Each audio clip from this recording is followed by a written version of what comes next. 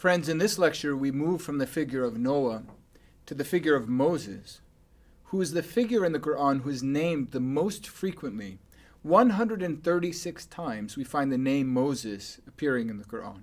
The Quran, in terms of its recounting of the story of Moses, focuses on two episodes. The first is the story of Moses' confrontation with Pharaoh in Egypt.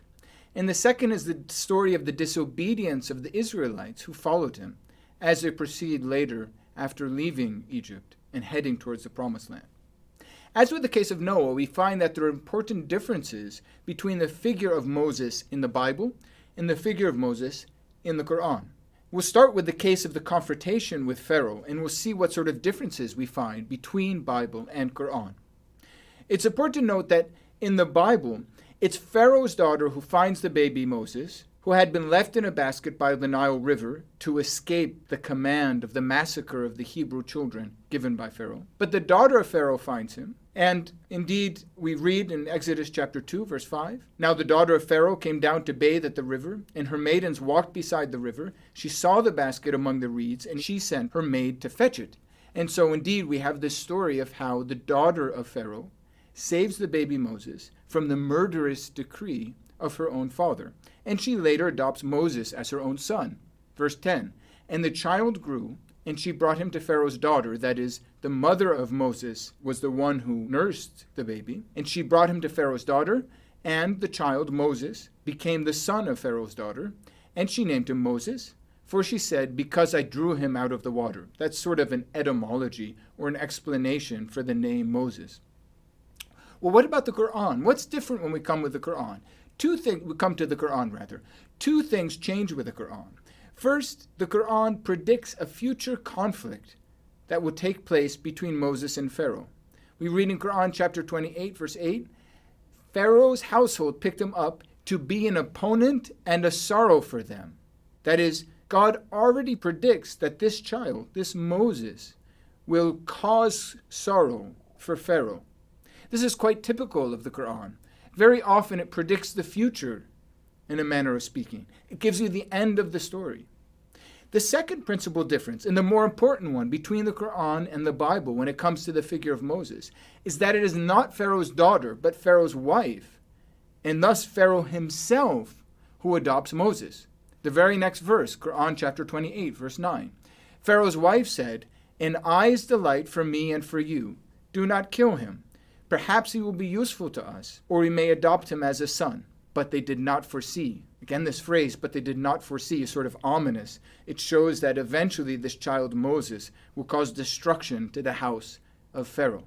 Indeed, this scene of adoption sets up a dramatic encounter that would take place, according to what we can reconstruct of the chronology, later on between Moses and Pharaoh. Moses leaves Egypt, he goes to Midian, where he encounters God, and then he returns to Egypt to confront Pharaoh. And there he demands to Pharaoh, we find this in Quran chapter 26, that he let the Israelites go. And Pharaoh responds, this is interesting, Quran chapter 26, verse 18, "Did we not raise you among us as a child, and you stayed among us for many of your years?" Now this simple phrase actually clashes in an interesting way with the logic of the biblical account. In the Bible, Moses flees Egypt after killing a man and learning that Pharaoh wanted to kill him. He only returns to Egypt when he learns that that Pharaoh who wanted to kill him has died. Exodus chapter 4, verse 19, "And the Lord said to Moses in Midian, 'Go back to Egypt, for all the men who were seeking your life are dead.'" In other words, what's happened with the Quran is, according to the logic of the Quran, it's the same Pharaoh, the Pharaoh who adopted Moses, whom Moses later on confronts. Why would this be the case? Why would the Quran depart from Exodus, which insists that it's a different Pharaoh, that is, the Pharaoh who was around when Moses was a child, is not the Pharaoh whom Moses later confronts? Well, it seems that we're returning to a theme that's already familiar to us from our lecture on the topic of Noah.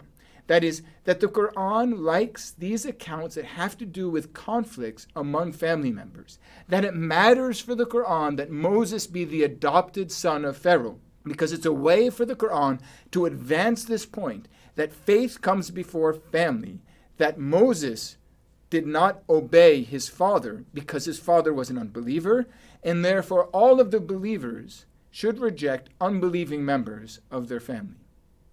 Well, let's move on to the second principal theme of the figure of Moses in the Quran, namely the way that the Israelites rejected him or hesitated to obey him later on after the conflict between Moses and Pharaoh. As for the disobedience of the Israelites, the Quran often makes the point that the particular heavy legal and religious injunctions laid upon the Jews was, in fact, a reaction, a divine reaction to their sinfulness.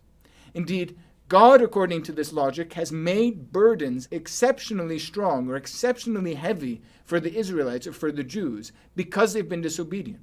Let me give a verse to try to make this a bit clearer. Chapter 4, verse 160. Due to wrongdoing on the part of the Jews, we forbade them good things that used to be lawful for them, and for deterring many from God's path. That is, God has made certain things that would have been lawful prohibited as a sort of punishment for the disobedience, or the wrongdoing of the Jews.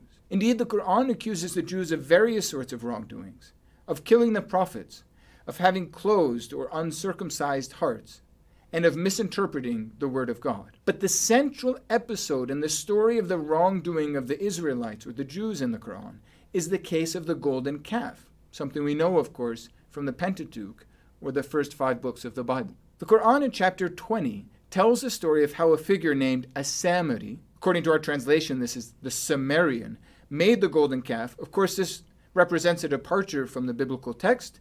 This figure is not found in the Quran, this Samari figure.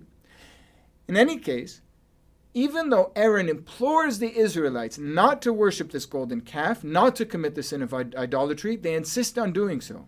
In one place, Quran chapter 20, verse 91, they declared to him, "We will not give up our devotion to it until Moses returns to us." When Moses does return, he proclaims piously, "Surely your God is God, the one besides whom there is no other God. He comprehends everything in knowledge." In another passage in chapter 6, or Surah 6, the Quran accuses the Jews of having committed a great sin for having idolized the calf. Quran chapter 7, verse 152. Those who idolize the calf have incurred wrath from their Lord and humiliation in this life. We thus requite the innovators. Elsewhere, however, the Quran seems to suggest that the Jews were forgiven for this sin, that the Israelites were forgiven. Quran chapter 2, verse 51. And recall that we appointed for Moses 40 nights. Then you took to worshipping the calf after him, and you turned wicked. Then we pardoned you after that, so that you might be graceful. Thus we see a tension here. On the one hand, the Israelites are punished, even given severe legal or religious restrictions because of their disobedience. They're condemned for worshipping the golden calf. But on the other hand, the Quran seems to say that God has forgiven them for this precise act of disobedience. Indeed, this is something which marks generally the Quran's discourse on Jews and the Israelites. Namely that on the one hand they're condemned, but we find some other passages, some other elements in the Quran which seem to undermine this condemnation. Let me give another example. The Quran elsewhere regularly describes the Jews as a people who have been cursed for their disobedience. This is very strong language. Quran chapter 2, verse 46, but similar to Quran chapter 2, verse 88, in Quran chapter 4, verse 52, we read, God has cursed them for their disbelief. They do not believe except a little. Again, Quran chapter 5, verse 13, because of their breaking their pledge, we cursed them and we made their hearts hard. We're thus faced with a challenge. How to put these verses together with other verses which seem to have a different perspective on the Jews or the Israelites. Indeed, in Quran chapter 2, verse 62, in Quran chapter 5, verse 69, the Quran includes the Jews among the peoples who will be saved, who need have no fear because they will not be sad. In other words, it seems to be including the Jews among those people who will go to paradise. How then can it be, on the one hand, that we have these passages which speak of the Jews as a cursed people, and another passage which speaks of them as a people who seem to be promised paradise? Here, as with other cases, the key is interpretation. Indeed, the diversity of material on the Jews in the Quran leads to a diversity of interpretation today among Muslim scholars.